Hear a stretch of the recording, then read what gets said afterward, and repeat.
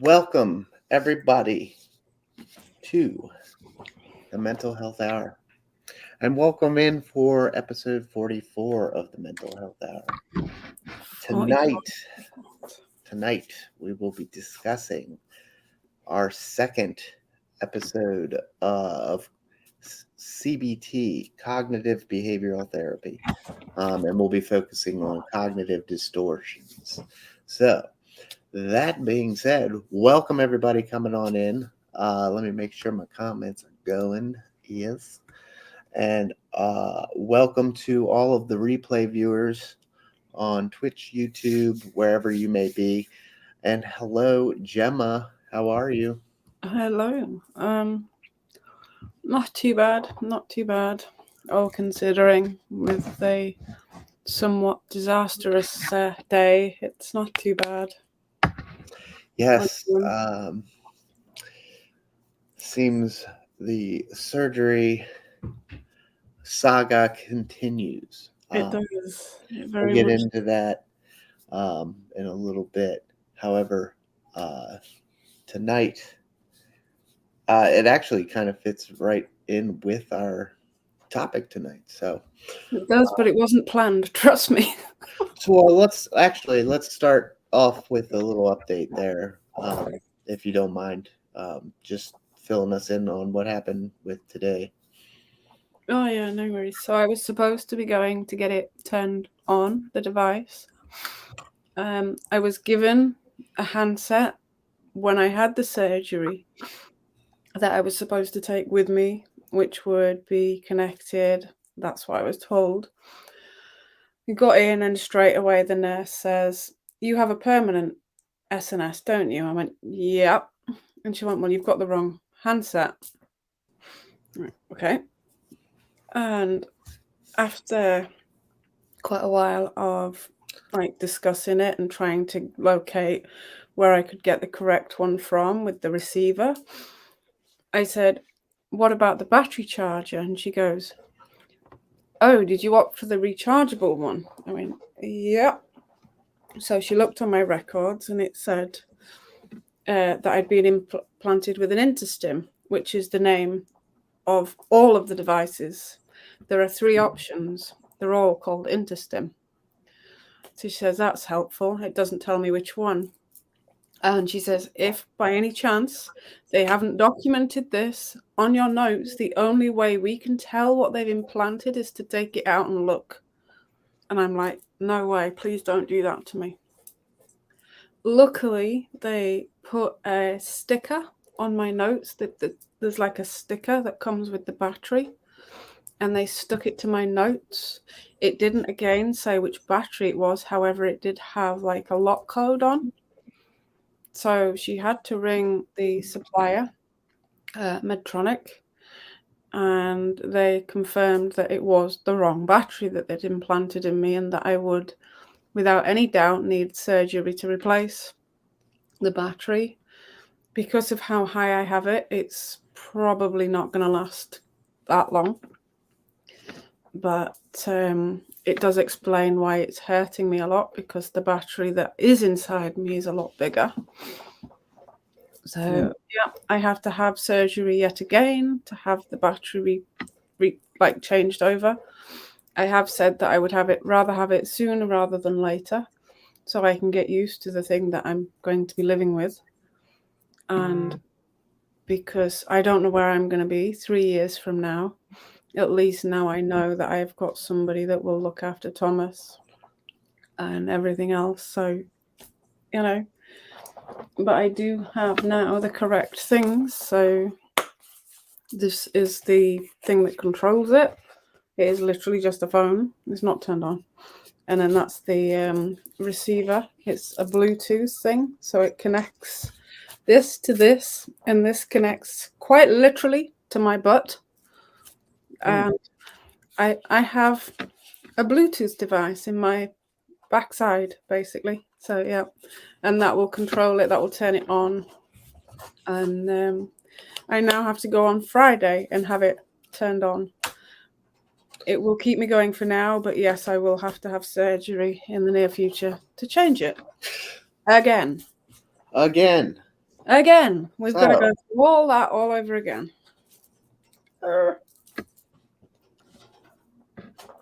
that being said, um, it does actually bring in a good point for tonight's episode of cognitive distortions. Um, and we'll get into that in a little bit. Mm-hmm. First off, let's welcome everybody in. How's everybody doing tonight? It's good to see everybody. Aiden, Tracy, and Hattie, welcome in. Welcome, welcome, welcome. Welcome to all of you guys coming in. We really appreciate everybody still supporting the show, and can't wait to get go ahead with it, Gemma. That hamster needs to get in his wheel. So tonight we have hello at Michael Joseph Murray. I don't see Michael. Anywho, I want to start with a little bit of a review, kind of on what we talked about. Essentially, break it down. In the first episode of cognitive behavioral therapy, we talked a little bit about the basics. So the basics being the ABCs, basically. So, what is cognitive behavioral therapy? And that is, quite simply, and it's an activating event. I mean, cognitive behavioral therapy as a whole is a way of treating different types of mental health issues. Um, we it's a way of looking at things. So when you're looking at the activating events, then you go to the belief. So you take an activating event. Uh, the hamster is now in the ball. Okay. Yeah. A it then That's your activating event. The hamster is now in the ball.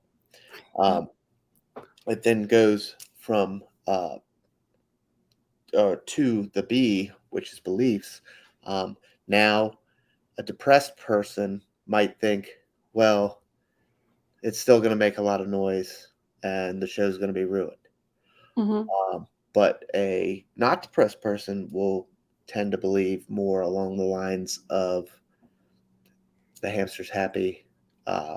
It more of a neutral or positive thought. The hamster's happy, Yeah. everything's all is well. He's not. And then C is consequences. And that Gemma's going to get into this slide, but I just wanted to bring that up briefly, Mm-hmm. real quick, so that we could kind of go over what we talked about in the first episode of cognitive behavioral therapy. Um, so, with that being said, um, we will go ahead and start with some slides. We'll start here. Hello, Michael Joseph Murray, based on the DSM, the Bible, psychology. The cognitive triangle. There's not much here, Gemma, but we will get in. I'll have you read off on Mm-hmm. the next slide, which what we just had up. This is just an overall picture of what CBT is. Um, just again, some more background, some more review from our first episode. Um, Thoughts create feelings, which create behaviors. The cognitive triangle. Mm-hmm. So, what does that mean, Gemma? We have good thoughts. We have Mm-hmm. that in turn gives us some good feelings and produces good behaviors. Mm-hmm. If we have rainy day thoughts, gloom and doom, everything sucks, then our feelings are going to always be in the depressed sense, and our behaviors uh, will show from our feelings. You portray. My wife always says it. When I'm in a bad mood, and she's in a good mood, I bring her down, because you literally, your feelings, you emit these vibes, and you bring the other person down with you. Mm-hmm. Very You much know. so. So, anything on this, Gemma, to add? Thoughts, feelings, behaviors. It's true, and like if I know that's a triangle, but if you get stuck in the thoughts that are negative, and then that impacts your feelings and behaviors, it's kind of like a vicious circle, Mm-hmm. and it can go on, and it can be really counterproductive.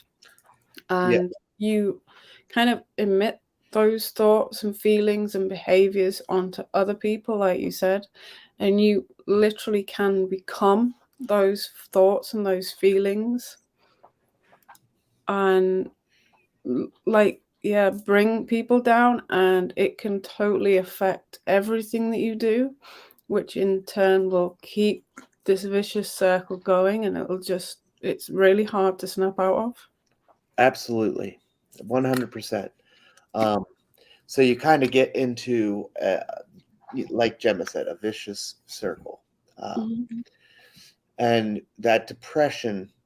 So with your depressed person, uh, the thoughts are always going to be negative, right? Mhm.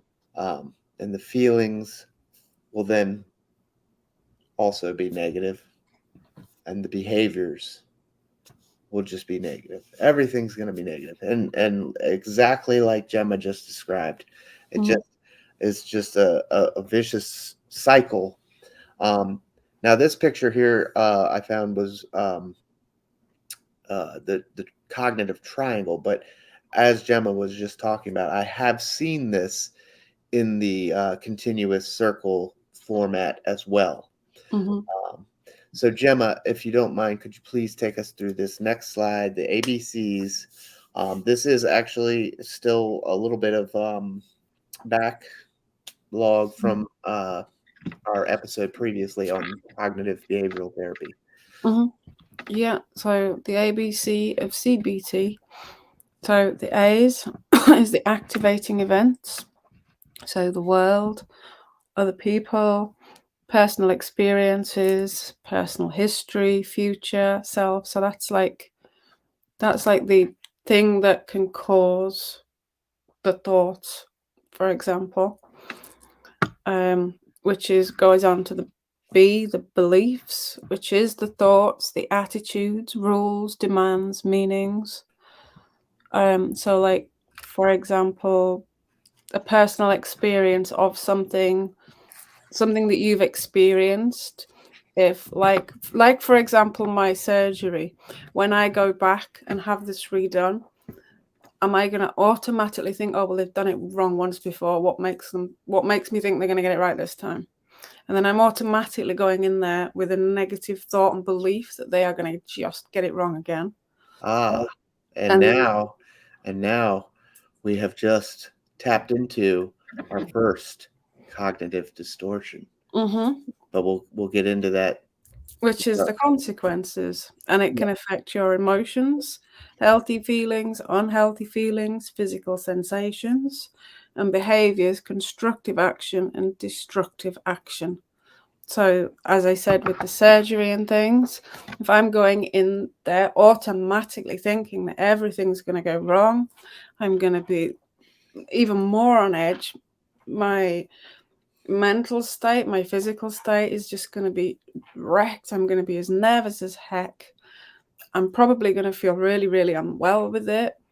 And it's just going to impact the whole thing to the point where it might get that bad where I'm too wound up and stressed to be able to even go through with it. So even though something has gone wrong once, as hard as it is, try not to automatically think that the same is going to happen again, no matter what it is, because that is, as you said, a cognitive distortion of that. mhm. Just because it's happened once before doesn't mean it's going to happen again. There we go. You wanted to go on the next one? Yes, absolutely. Okay. I just wanted to throw that in there into the chat. What I want you guys to do while we go through this. There's Betty. Betty E.G. Lyons there. She was on episode 22 with us. Self-reliance. If you guys remember. It's good to see you. Thanks for being here.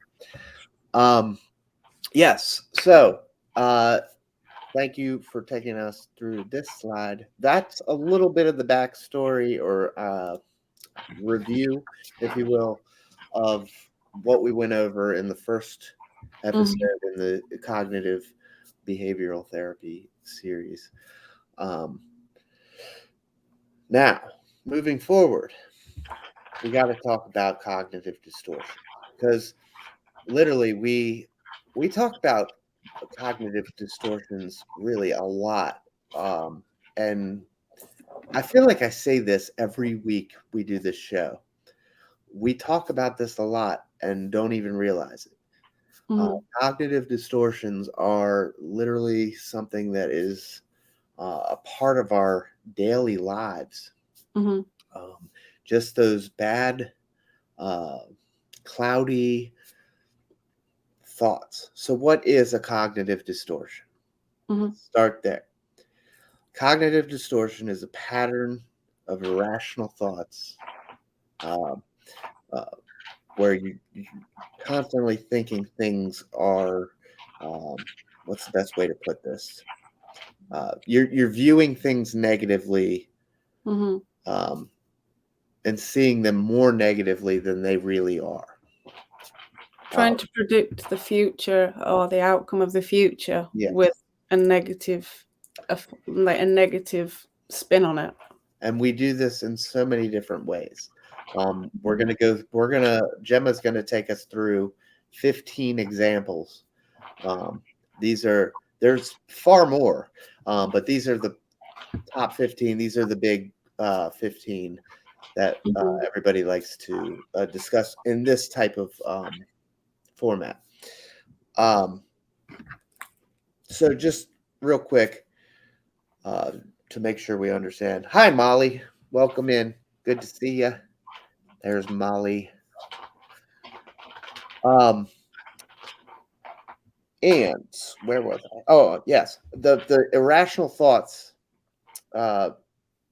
it does develop into a pattern, and it will always, if you're in a constant state of depression without any medicated therapy or anything, any kind of therapy for that matter, any interventions, then you're going to fall back into that vicious cycle like Gemma was talking about earlier. Okay, so let's start off with the first set of cognitive distortions. Now, these are going to be posted on the Discord, and I may even throw them out on Twitter just for the sake of this is a very big topic in mental health. So, Gemma, take it away, please. We'll as you go through, we'll talk about each one. Right. Okay, so number 1 is polarized thinking. So that's when you have an all or nothing or a black and white thinking pattern, desire to be perfect, or you are a complete failure. Like, again, trying to foreguess the future. Thinking it's going to be negative, thinking that you're going to fail something. Like, for example, if you've got a test or an exam, there's no point, I'll fail it anyway, or it's all going to go wrong, they're not going to do anything. That sort of thing. Number 2, mental filtering. So negative mental filtering focuses on negative situations and filters out positives. Negative details are magnified. And then disqualifying the positive. So acknowledges the positives but refuses to accept it. finds excuses to turn it into a negative one. So, and a good example of that, and I actually did this the other day myself. Somebody said that I looked nice, I looked well, I was going somewhere. No, I don't. I look a mess. Straight out, look a mess.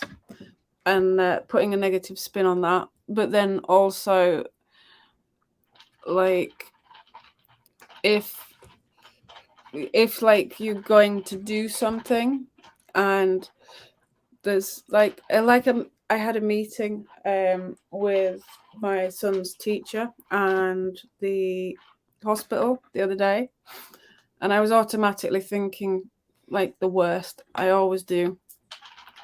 And I'd already been told that he'd been doing really well and that there was nothing going, that everything was on track with his treatment and stuff. Mm-hmm. But I'm thinking, well, all this has gone wrong. Something else is going to go wrong. And it's really hard to break that cycle. So number 3, overgeneralization. Hang on a sec. We'll go back real quick. Disqualifying the positive. I just wanted to touch on that one. That is something that affects, I would venture to guess, at least 95% of this room, right? Mm-hmm. Disqualifying the positive. We all do that. And Gemma was touching on a little something. Nobody likes positive critique. You get an attaboy, and it's just like, what do you do? It's like us standing on the front apron at the firehouse, and somebody walks by and says, "Hey, man, thank you so much for what you do," and you're just stunned. You're like, well, what do I say back? Like I usually just say thank you. But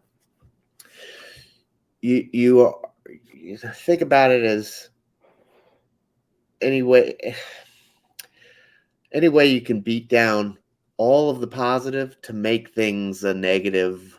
Oh, this is so bad. It's always bad, kind of thing. Betty says it's really hard, especially if those views are validated at any point. Yes, indeed. All right. I'm sorry, Gemma. Go ahead. Overgeneralization. Yeah, overgeneralization. So that focuses on a single event and makes a conclusion based on the single piece of negative evidence. Incorrectly conclude all similar events going forward and will result in the same negative experience. So that's literally just what I said about the surgery. Yes. Like, because it went wrong this time for me, it's going to go wrong next time. They're never going to get it right. Yes.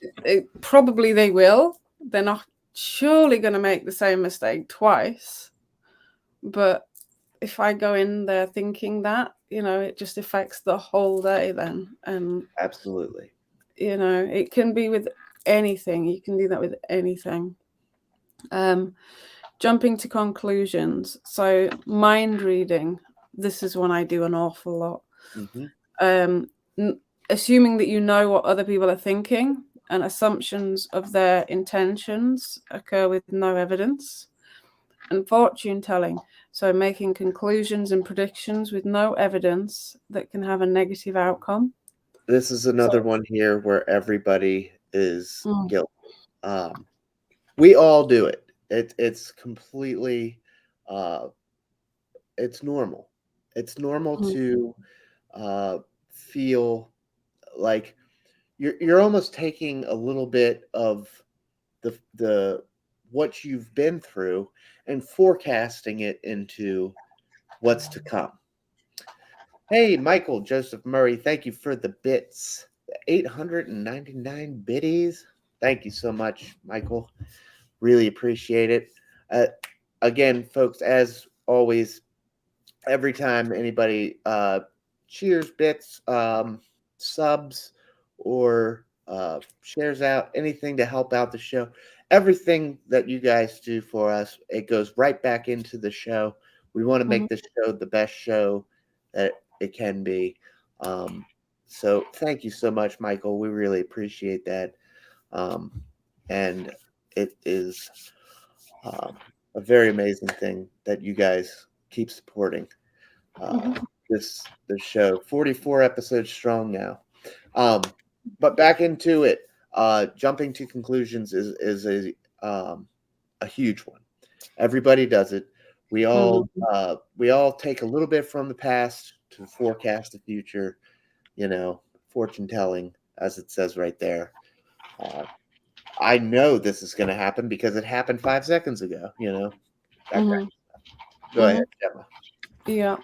And you did it with the hamster earlier, but it wasn't unfounded. It did start. As soon as we hit go live, it did start. So that That's was right. an unfounded one. But it was a Anyway. cognitive distortion. You're right. Yeah. Oh dear. So catastrophizing. So magnification is over exaggerating, which leads to worries escalating to the worst case scenario. And minimization, so minimizing the positive experiences and the importance of positive qualities are diminished. So again, like if something bad has happened, focusing on that, making it more of a thing, making it more prominent than it needs to be, rather than acknowledging that it's happened and moving on from that, focusing on that, making it a huge thing so that the whole thing is focused on this thing that happened, and then it becomes this big thing that consumes the entire thing, like the noise that this hamster's making. It's pulled a biscuit out of its cheek and it's rattling around the ball. You catastrophize the thing. The damn hamster is going to ruin the show. Every week he's going to ruin the show. It's just catastrophizing. So yeah, perfect. I'm going to get the biscuit out in a minute. Right. He's pulled a biscuit out of his little pouch thing and it's rattling around the ball. Honestly. Right. So number 6, personalization. And that's taking things personally, which causes a direct and personal reaction to what others say or do, even if it's unrelated. So assuming that you have been intentionally excluded or targeted. And that is sometimes really easy to do. And I find that the easiest thing to do with that is to, like, say, for example, like we're all online now, and at the moment you can hear how me and Tim are speaking because you can hear our tone. But when you are, say, for example, reading a message, you can't interpret the tone that has gone into that message. So assuming that the way that that message is written is potentially a bad thing, and then going and thinking that, like they meant that in a bad way. They might not have done, but by like focusing on that and saying that it's bad, they meant to do that, they're targeting me and things like that. You can't always really understand how somebody means something on text, and even if it's not in text form, even if it's in person and things, like just somebody could be having a bad day, for example. It might not be aimed personally, and like there's so many things. We touched on it when we did the bullying discussion and things like that. So personalization is something that affected me quite a bit. I personalized everything. I thought everything was my fault.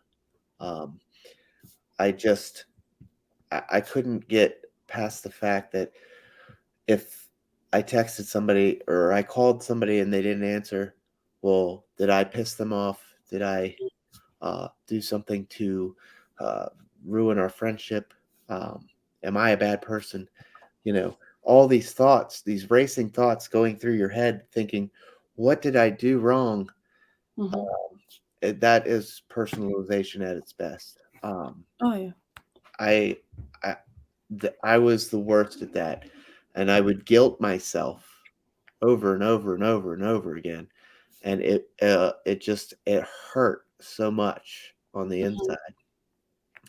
Yeah. To the point where I just I still put on a friendly face and I still go out and make friends and stuff, but on the inside, I'm thinking everybody hates me, you know, Mhm. and it's just one of those things that, we all kind of go through a little bit. Yeah, and like Michael said, Mhm. ghosting, people, you think you've been ghosted, maybe that's not the case at all. Like, but Yeah. it definitely becomes a personal thing. Um, and I was Um, horrible with that, and it would eat me alive inside, and mhm. I really couldn't. That it was one of the core reasons I was drinking so much was to just get that confidence back up and, Mhm. um, try and have um, some kind of confidence out there. Like, I Mhm. just thought I was the worst. Anywho, um, continuing on. Yeah, I'm really bad at that even now. Yes. I overthink stuff. Number of times you've said to me, like even recently, don't overthink it. Anyway, number 7, blaming. So blaming others, playing a victim role, and holding others responsible for their pain. Blame is external rather than blaming themselves or taking some responsibility. So I think we probably all know somebody like that. I just dealt with that myself with somebody that no matter what happens with them, like it's always somebody else's fault.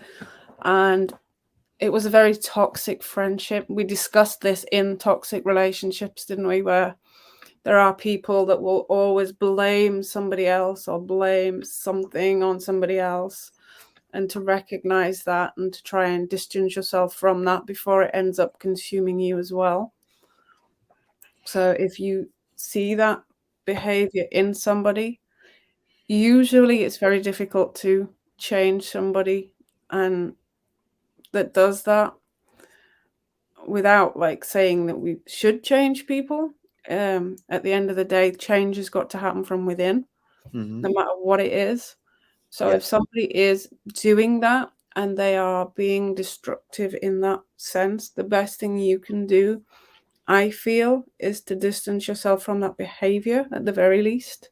And if that means distancing yourself from that person, if it becomes too destructive, then that has to be for your own mental well being. Then that has to be the case. Yes. Anything you want to say on that one? Um, Not really. I like what Michael had to say here. Self-medicating is the worst way to deal with mental health issues. Um, Definitely. it is, um, well, I mean, is it the worst way? I, I think we can come up with some bad things. However, I was very entrenched in self-medicating myself, and it it could have gone down to a level of death, um, or a passive death wish. I've spoke on that before. Hmm. It's just, yeah, it's not good stuff. The self medicating is also something that kind of sneaks up, like you don't realize that's what you're doing. Hmm. Yeah, you think you're out drinking and having a good time with friends. Really, you're self medicating. Yeah. I Um, just want to pick up on what Hattie's put there. You're probably going to do the same. Like, I think sometimes people like will blame other people and say that they are at fault to deflect from their own insecurities and own things that are going on inside. Like, if there is, for example, like if they are doing something like drinking or whatever, and they not necessarily know that it's wrong, but to in their own mind allow it to continue, then they will blame other people for that behavior, or for something, so that it doesn't feel as bad for them, I guess. sure. Yep. Okay. Moving right along. We So are up to number 8 there. number 8, yeah, labeling. So assign judgment to yourself or others based on one negative incident instead of recognizing you or others made a mistake. You attach a label that is exaggerated and solely based on that single incident. Mhm. Again, that was covered with some of the other things that we've said, like it's pretty self-explanatory, that one. Yes. And a lot of these do start to kind of sound Mm. similar if you pay attention. They do have little bits of similarities, but there are massive differences if you really Mm-hmm. look at 'em. Always being right. Yeah. So always have the need to be right. I'll just close that off. Internalize options as facts and will put others on trial to prove their opinions are correct, and will go to lengths to demonstrate that belief. So, like, people like that can't usually have a healthy debate, they have to be right. Sure. Um, will absolutely argue the toss until they get the final word. It can be very, very destructive to have a discussion with somebody like that sometimes, because what you think is just maybe potentially a healthy debate, which there's nothing wrong with, things like that, Hmm. it can become like point scoring, and they can't let it go. They've got to have the last word. They've got to prove their point, and they will go to any length to do that. Absolutely. Should statements. I'm very good at this. Yes. So These should. next two, Gemma, these next two I want to hit pretty hard. They're big, big, Mhm. as big as jumping to conclusions. So we can take a good look at these. Yeah. So should statements, should do, must do, or shouldn't do statements are enforced on themselves or others. These rules create a lot of pressure, imposing a set of expectations that is not likely to be met. Ooh, like when I say I'm good at that, like I'm always saying, what are you doing?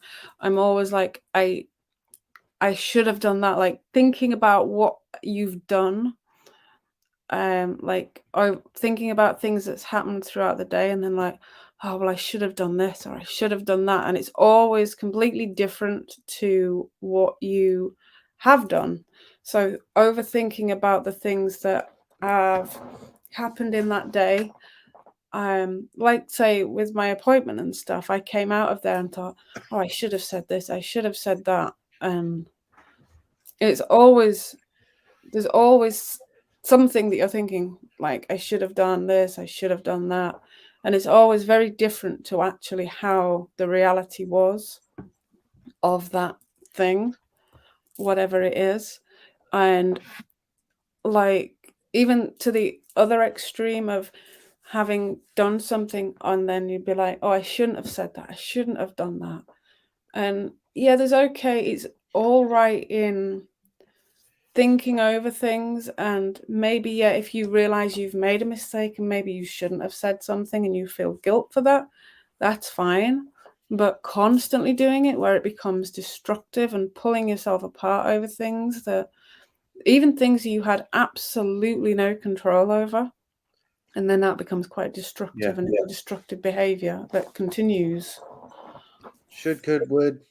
I believe we kind of hit that a little bit earlier, maybe even last week. Um, the should statements, uh, they'll just haunt you.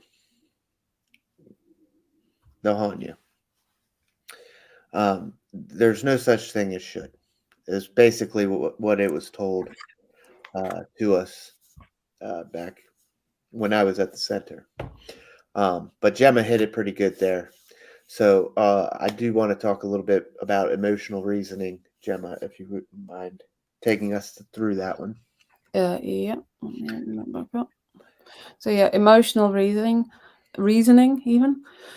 Any feeling must be true in their mind. The emotion is accepted as fact because all logical reasoning is blocked out, incorrectly assumes the negative feeling is the only truth.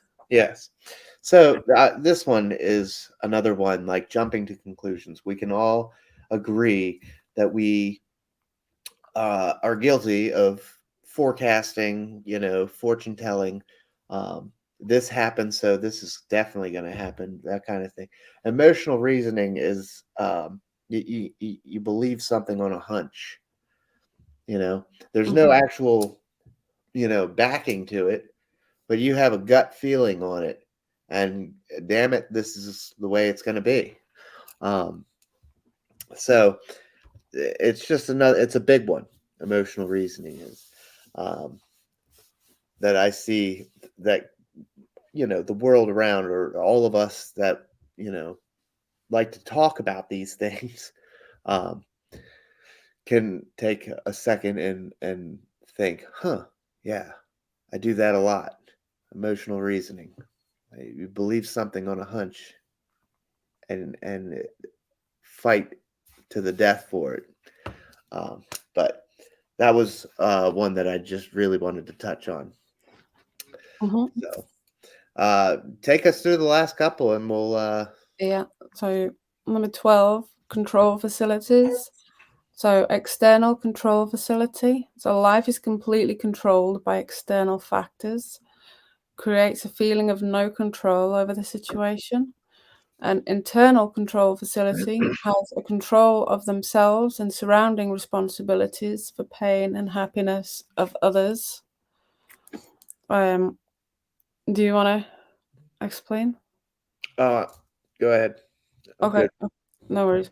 So again, it's like just a little example of that one. So it's like saying that kind of like you have no control over things and expecting that everything will be controlled by things that are out of your control, if that makes sense. Yeah. Like you you have like expecting that you have absolutely no control over what you do and no control over anything that you say, that everything's going to be controlled for you, like depending on your situations, like when we spoke about relationships and things. If you are in a relationship that is like that, then yes, okay, to get out of that, that's a completely different thing.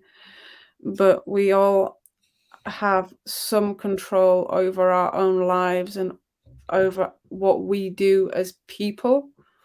So it's to try and realize that and get out there and do that, and Yeah. that it's not completely set in stone, our lives and the paths that it's going to take, that we can control that. You hit the nail on the head. Um, Hey, Jim. Jim in Chicagoland, our good friend here at the Mental Mhm. Health Hour. Uh, Continuing forward, we'll wrap these last few up, Yeah, we get and through on then these quick. get through these last couple. And I want to go through this last slide. I'll take us through the last slide. Yeah, no worries. So there's the fallacy of change. So others should change to suit your interests. Pressures others to change because you feel that change will bring happiness. Convinced the happiness is dependent on the person changing. So that would sum up a narcissist, basically. People that believe that someone has to change to suit them and that they have got to do what they want to fit in with their agenda would be deemed as a narcissist. Trying to spot that somebody is that and get out. We've discussed it in the previous episodes of narcissists and things. Yes, Like if you feel that that is relevant, I would like highly recommend going back and watching that. Reach out if you need to. absolutely. Fallacy of fairness. All things in life should be based on fairness and equality. In reality, not all things work out like that. And it leads to feelings of anger and resentment towards those things in life. I think when you realize that nothing in life is fair and that nothing in life is going to go exactly the way we want it, and that we as people are the ones that have to go out and change that and make that happen. Unfortunately, the world is a very unjust place, but until we can go out there and make friends and do things and try and put our stamp on the world, then the world's going to be a very difficult place unless you can like go out and do something. Yeah. And then number 15, heaven's reward fallacy. So rewarded based on how hard you work. You will be disappointed because most things in reality isn't fair. This leads to feelings of frustration, anger, and resentment. So again, like obviously, like you've got to work hard for things to get things in life. It's not just going to come knocking at your door. You're not just going to be sat in your house. Somebody's going to come and knock at your door, give you a load of money and say, here you go, you've made it in life, go spend it, whatever. Yes. You have to go out there and get that. You have to go out and do that. And success, unfortunately, some people do seem to get it a lot easier than others. That's just the way life is. But again, like trying not to harbor that anger and resentment and go out and do something with your life. That's the only way you can really do it. Yep. Thank you, Gemma, for taking us through those 15 cognitive distortions. So, as we look at these,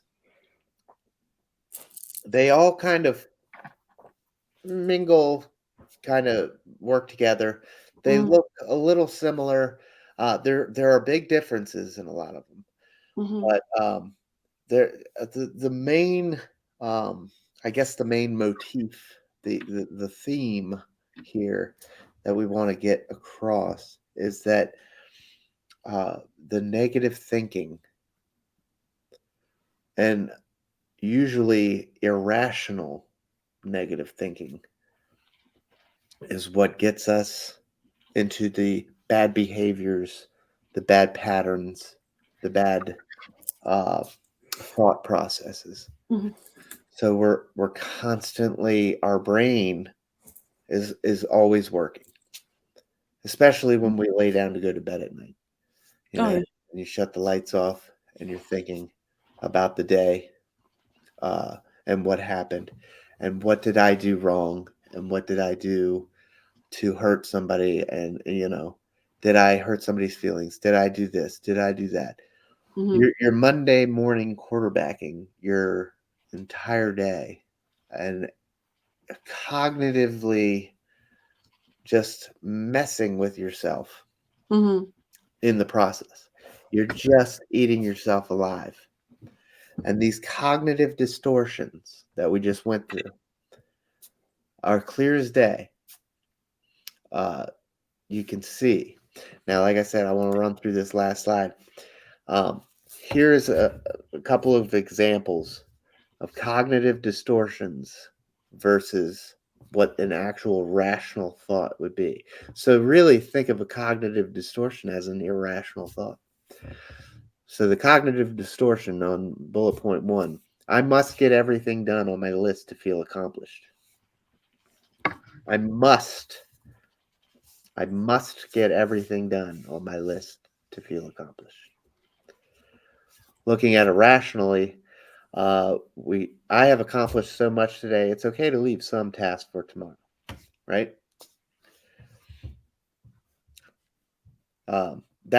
That right there is just it's not necessarily a lean back, laissez-faire kind of attitude. It's more, let's look at it rationally. I fear others won't like me if I don't do as they ask. Rationally, people have many reasons to dislike. I cannot control that. I must protect my time and energy. See, there we understand that we can't control what others think. It's a beautiful thing when you think about it rationally versus irrationally. The cognitive distortion here is, I'm going to screw this up. Rationally, it's, I'm assuming the worst before even trying. What if I succeed? Mm-hmm. We just talked about that. We just talked about that. And it just happened on the stream. If I make a mistake, I will lose my worth and value. Rationally, is making a mistake does not make me worthless. I'm a human. Coming to terms with the fact that everybody's human. We all make mistakes. But the depressed person cognitively distorts it into, if I make a mistake, if I fuck up, I'm a constant fuck up for the rest of my life. Mm-hmm. You know? And that's just over and over again. I am a fuck up. And nobody will hire me. Let's look at another one. I'd rather not share my opinion. People will laugh at or criticize me. I'd rather not share my opinion. People will laugh at it or criticize me. So this can be about anything, politics, whatever. Mm-hmm. I'm jumping to conclusions here. This is the rational thought. My opinion is just as important as everyone else in this room. Mm-hmm. Think about that for a second. That's very true. Your opinion matters just as much as anybody else in that room. Oh, yeah. Nobody else has a better opinion than you. Everybody's opinion is on the same level. Do you understand what I'm saying? Even if you don't agree, it doesn't make anybody else's opinion less valid or any less, like valid. Yeah. We don't agree on everything in life. And lastly, how did I not notice that error? I'm an idiot. How many times do we say that? I'm an idiot. Rational thought. Yes, I made an error, but I am careful most of the time. This does not make me an idiot. Mm-hmm. Right? Yes, I made an error, but most of the time I'm careful. This does not make me an idiot. Now, this is something that I had to come to terms with. I had to grip this. I had to understand this, and it's hard to get it at first. Mm-hmm. It really is. I'm not gonna lie. I didn't understand because I to this day I still feel these cognitive distortions. Mm-hmm. But we have to understand that when they pop up, when they come up, when you're calling yourself an idiot, take a second to step back and think, am I really an idiot? Does my opinion not matter more than that guy? You know? Let's take a look at the chat because I've been on a diatribe here. You're all right. I'm on it. My parent called me stupid a lot. I had undiagnosed dyslexia. 100% true. This is my husband to a T. Hattie, which one? This is helping me understand things a lot better. Hattie, I'd love to know which one got you. Because it really does make a lot of sense if you think about it. It's just you have to retrain your brain a little bit to take a step back and you're not an idiot. You know that. It's easy to call yourself an idiot, right? But you're not. You made a mistake. It's the same exact thing as with what we went through with this trauma therapy with my divorce. And I had to literally re-rationalize my failed marriage. I had a failed marriage. I'm a failure. I failed. Okay? Mm-hmm. No. hours of therapy and talking and figuring things out later, I come out on the other side with, this was an unsuccessful marriage. I didn't fail anything. I am 50% responsible for 100% of that marriage. Mm-hmm. Or I am 100% responsible for 50% of that marriage that failed. I put everything on myself. Mm-hmm. And that was wrong. That was really wrong. And I drug my ass through the dirt over it. And came out on the other side after self-medicating, as Michael Joseph Murray was talking about earlier. And I handled it incorrectly. Cognitive distortions everywhere.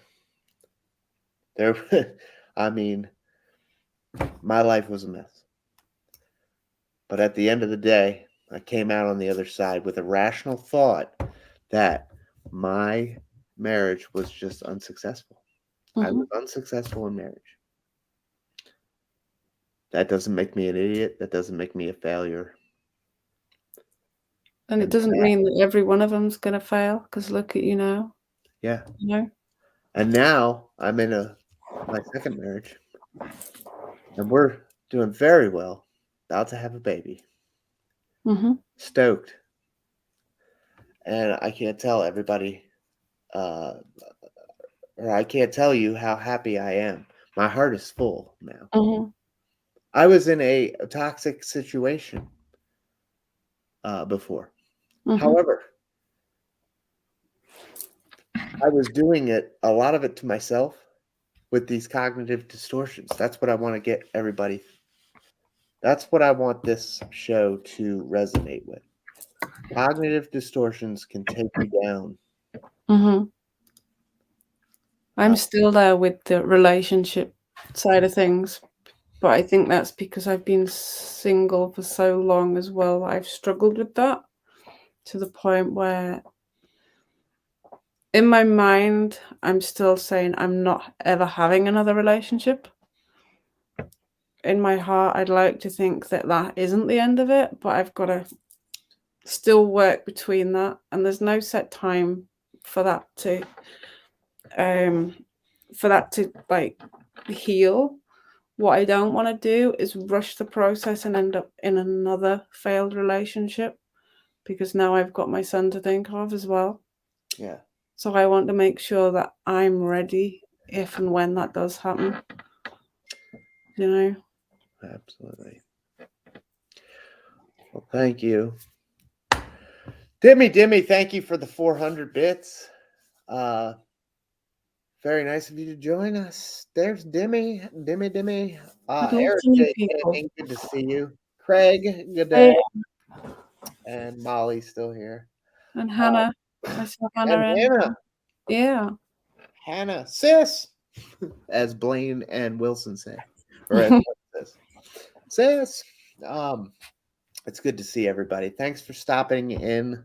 Please catch the replay uh, you if you want to learn more about cognitive distortions. Sorry, I was getting tangled there. We are wrapping up the show tonight. That was a very good episode. I enjoyed it. CBT is so special and it's awesome. Cognitive behavioral therapy. We got to throw more about this in the Discord. We have to. Mhm. And Yeah. and it breaks down into a bunch of different other things, but the meat and potatoes of it is your thoughts produce these feelings, produce behaviors, and you get in this vicious. If it's negative thoughts, you're gonna have those negative feelings, Mm-hmm. and then, I mean, you're just gonna emit the negative behaviors. So, anywho, that is my story for this week. That is Gemma's story for this week. Mm-hmm. Um, we are going to close up shop here. Let's talk a little bit about bunnies. Mm-hmm. www.mybunnyvalentine.com. Ella, the bunny mom, here on Twitch. Good friend of mine, good friend of Gemma, good friend And of all of yours. Yes, and on the yes. back, Stickers and everything. stickers, badges, bunnies. For bunnies. Go to mybunnyvalentine.com. Use the promo code FireDude15. And please get yourself some Easter gifts. Mm-hmm. Enjoy, help support Ella and her mission to rescue bunnies everywhere. We love our Ella, and please help her out. Just please remember everything mental health hour is over at bio.link/TMHH. And also, our good friend Jim in Chicagoland is in the chat, driving home tonight, getting that candle ready. He's got to feed Ashley and get the family together, get the family time in. But tonight, we sit candleside and we all chat. And happy birthday to Ashley as well. Yes. Happy birthday, Ashley. Oh, happy birthday to Ashley. Yeah. Yesterday. Oh, Was it yesterday? I did not know. So we Feel will like it was yesterday. I typed happy birthday, but today's a long day. tonight, 11 p.m. Eastern, 10 p.m. Central, 8 p.m. Pacific, and tomorrow in Gemmaland, Catalyst with Jim in Chicagoland over on his channel here on Twitch. We love him. And thank you guys for joining us tonight. This has been a great episode, one for the ages. I am going to start working on this edit right away. We have some new mental health moment shorts coming out as well on the YouTube channel, so please stay tuned for that. And Gemma, any other special discussion? I've put it in the Discord, but we've got a mailing list if anyone's interested in that. Once a month, sending out some positive stuff, sharing what the community is doing, all things like that. And I'm looking into making some audio podcasts of what we've done, and maybe Great. TikTok stuff. Who We can knows? rate. But it's all in the Discord, so you can watch.